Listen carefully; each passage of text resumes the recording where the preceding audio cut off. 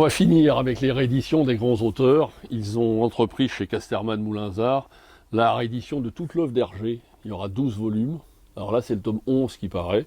Ne me demandez pas pourquoi, mais comme c'est les dernières années de l'œuvre de Hergé, je pense qu'ils ont eu moins de mal à retrouver les originaux. Alors, ce n'est pas une compilation de ses aventures habituelles. Une énième traduction de toutes ces BD en couleur, en noir et blanc et tout.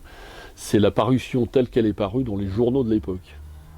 Donc vous allez avoir les parutions de 1925 dans le Petit 20e, et là c'est toutes les parutions de Coq en stock et de l'affaire Tournesol, comme elle est parue dans le journal Tintin dans ces années-là. Alors la différence c'est quoi? C'est qu'il y a le bandeau, parce qu'il y avait une page à chaque fois qui paraissait par semaine. Toutes les couleurs ne sont pas du tout les mêmes que dans les albums, parce que quand les albums paraissaient, ils redécoupaient les pages, ils changeaient toutes les couleurs. Là, c'est vraiment les couleurs originales telles que les lecteurs les ont découvertes dans le journal Tintin. Et par exemple, pour Objectif Lune et On a marché sur la Lune, il y a quand même 6 pages inédites qui n'existent plus en album. Donc là, ce n'est pas une compilation, une énième compilation des aventures de Tintin, c'est la compilation totale de toutes les œuvres, de toute l'œuvre de Tintin telle qu'elle est parue dans les journaux à l'époque. C'est-à-dire avant d'être retravaillée par les studios, avant d'être refaite, d'être remaquettée,